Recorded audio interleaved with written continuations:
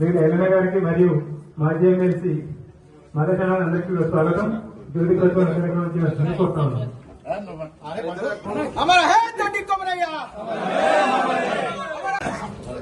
Sir sir okay sir.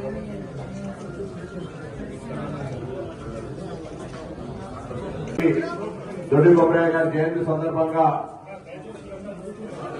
నివాళులర్పిస్తూ ఈరోజు చరిత్ర ఉద్యమాల్లో ఆనాడు ఉన్నటువంటి చైతన్యంకు మారుపేరుగా ధైర్యానికి మారుపేరుగా ఉన్నటువంటి దొడ్డి కొబ్బరయ్య గారి మన సందర్భంగా ప్రతి ఒక్కరు స్మరించుకోవాలి, వారి మార్గదర్శకత్వం తీసుకోవాలి.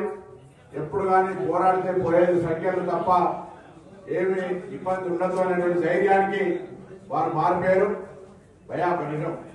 నిజంగా చెప్తా ఉన్నా, ఒక బలహీన వర్గాల బిడ్డగా బలహీన వర్గాల్లో చెప్పుకోదగ్గ నివాళులు అర్పించేటువంటి స్థాయి మనందరికీ మార్గదర్శి, మనకు స్ఫూర్తి ప్రదాతగా ఉన్నటువంటి దొడ్డి కొబ్బరయ్య గారికి సందర్భంగా నివాళులు అర్పిస్తూ వారు ఏదైతే చూపెట్టినటువంటి పోరాట మార్గంతో ఈరోజు వేదిక మీద రాజకీయాల్లో ప్రజాప్రతినిధులుగా వివిధ సామాజిక కార్యక్రమాల్లో అటు ధనలక్ష్మి ఇటు విద్యాలక్ష్మి కటాక్షం, అంటే కొంతమందికి ధనలక్ష్మి అంటే డబ్బు కటాక్షం, ఇట్లా ఉన్నటువంటి అందరూ కూడా కలిసి ఆయా వర్గాలకు సంబంధించినటువంటి బాధ్యత కలిగిన వ్యక్తులంతా మరి సమాజంలో ఈ వర్గాలకు సంబంధించిన పైకి తీసుకొని రావాలి.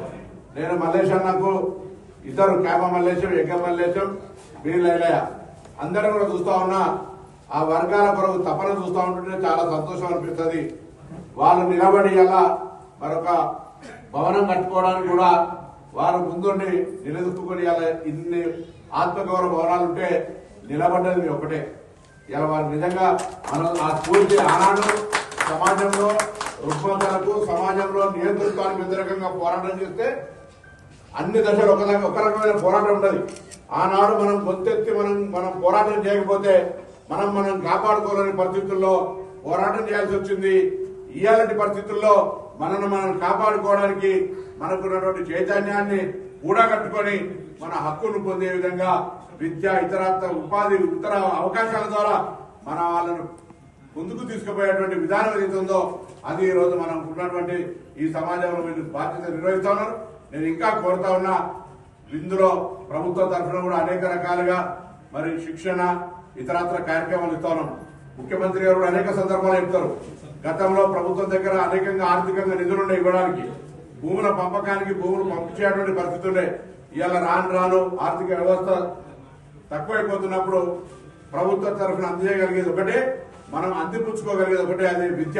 ఇక్కడ పెద్ద మనుషులు అందరినీ కోరుతా ఉన్నా, ఒక పూట తిన్నది రకమైన మన వర్గాల్లో ఒక ఐఏఎస్ ఐపీఎస్ ఉంటే లేదా ఇంకా ఆ విధంగా ఉన్నతంగా ఎదగడానికి మనం తీసుకునే నిర్ణయాలు ఉపయోగపడితే చదువుకోవడానికి ఇబ్బంది ఉన్నటువంటి వాళ్లకు ధనలక్ష్మి కటాక్షం ఉన్నటువంటి వాళ్ళ చదువుకునేటువంటి అవకాశం కల్పించే విధంగా మరో కొంత కార్యాచరణ తీసుకుంటే అది అందరికీ కూడా మంచిది.